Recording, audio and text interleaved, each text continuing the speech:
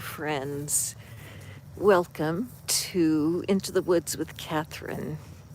I've toyed with this channel. What is it really? Because it's separate from my tarot channel, and it really is just for fun.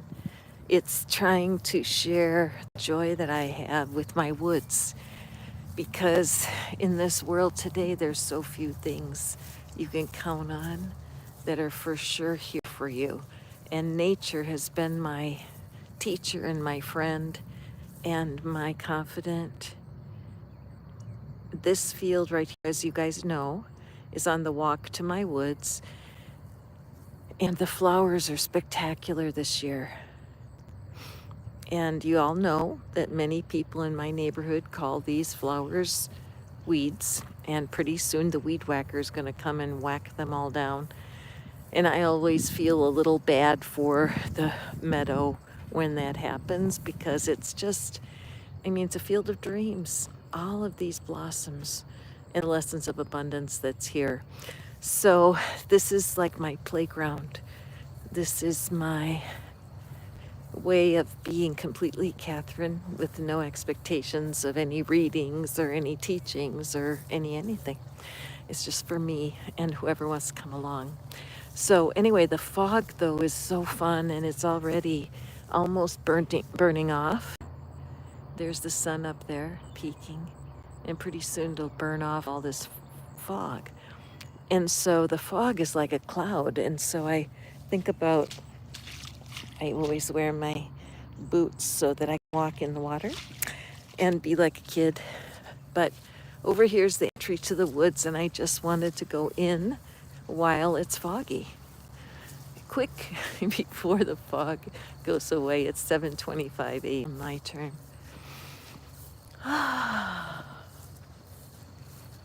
And I always feel pleasure when I'm walking to my woods. It's refreshing, and it cheers me up in case I need cheering.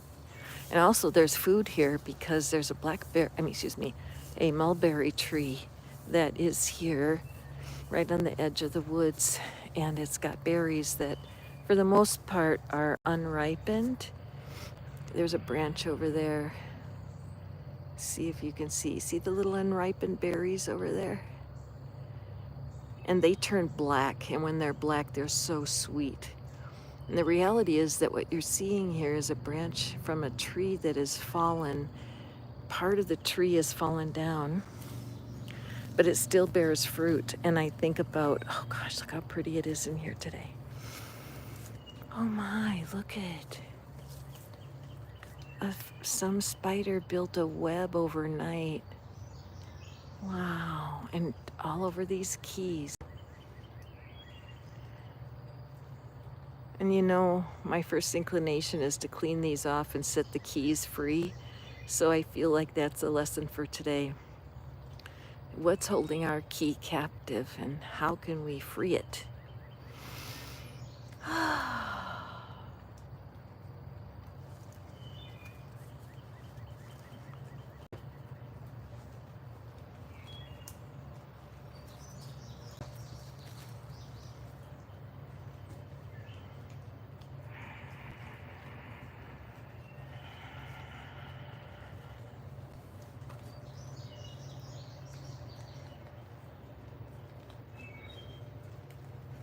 I wish you were here. I invite a lot of people over to the woods and to walk here with me. And most everybody says no. And that's so curious to me, why some people are not drawn, and I'm so drawn to the woods. But I know that for every no, there's a yes. For every no, a yes is coming. So that's my lesson today, to not be afraid of no. Because if somebody, oh, wow, here's a web that's huge. Wow. I wish you could see it. Hang on, can I make it visible to you? No, I can barely see it. And I don't see the artist that put it together, but I do see that I could have easily walked right into it. Wow, I wish I could figure out a way how to take a picture of it, but it doesn't show because it's invisible here. So I guess that's a good lesson for today.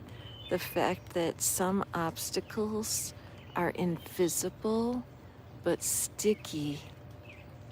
And so here this spider, I wonder how they do that. But I do want to clear the way of my path, and so the spider's going to have to forgive me. Wow. I'm going to duck under it for now, but that makes me, ooh, I don't want to walk into a spider web. And you know what? Maybe my own intuition kind of clued me because I saw it before I walked in it.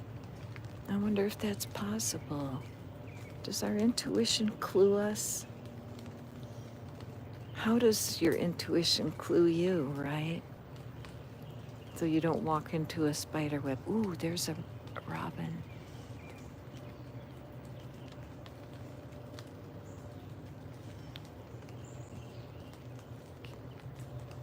See the robin?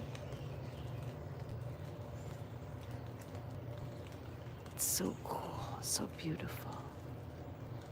That's the first time I saw a spider web like that.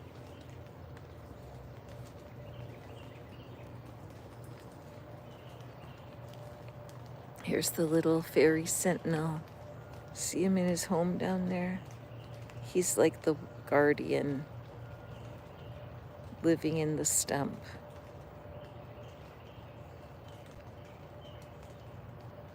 By this big old hickory tree. And I'm so wanting to come out and do readings out here on my log because I haven't done that for a little while.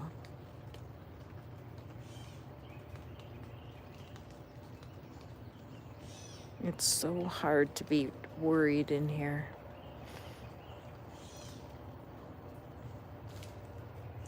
And the fog doesn't show. I can see through the trees. The fog is out there, but it's not in here. Now I'm watching carefully for spider webs. Okay, so here's the main fairy village. And there's the queen fairy who is observing. Always in charge, always filled with love for the fairies.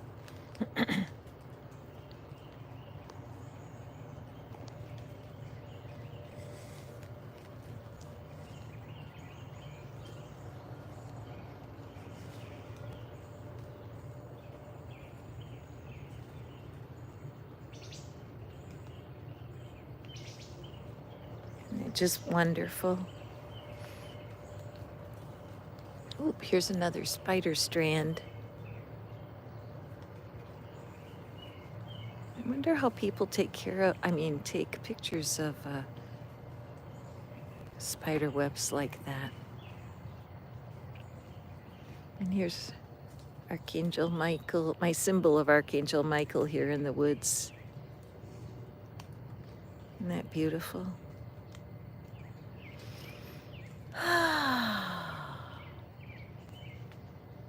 It's just a good therapy, isn't it? That's a shagbark hickory. See how the bark is kind of falling off? That's why they call it shagbark.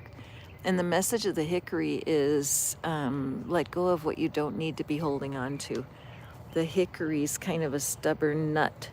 It's not very tasty, and it's bitter.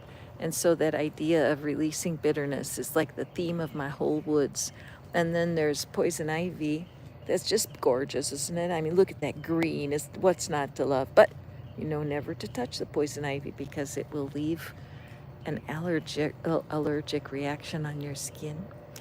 And so anyway, as I walk out now and get ready to go out into my day, I see another spider web down there. That's much easier to see. Look at that. In California, Mexico, we had wolf spiders, and they would make kind of a tubular or like a tunnel that they would want to live in. And so, anyway, just a rambling ramble from the beautiful fairy garden today. And see, remember, oh yeah, the keys. Can you see the spider web and the keys? Yeah. Oh yeah, you can see them. There they are. Wow. It's so pretty. It's not as orderly as the other one. The other one was so organized, looking like a typical spider web. But you can see the little drops, like what you're seeing there is the little tiny drops of water. Isn't that cool? But anyway, sometimes the keys to our journey get a little bit obscure. We can't see them well. Oh, oh. There's a bird, a rufous-sided. I think it's a rufous-sided towhee. If that's the case, that's a special bird to me. I gotta go look that up. See, looky here. Here's one of the berries that's like almost ripe, right next to a berry that's not ripe yet. And that speaks to me too, because it tastes sour unless it's ripe enough, so you don't want to eat your fruit too early, right? Anyway, I'm going back out into the froggy frog. Have a beautiful day, my friends. Thank you for visiting with me in the garden.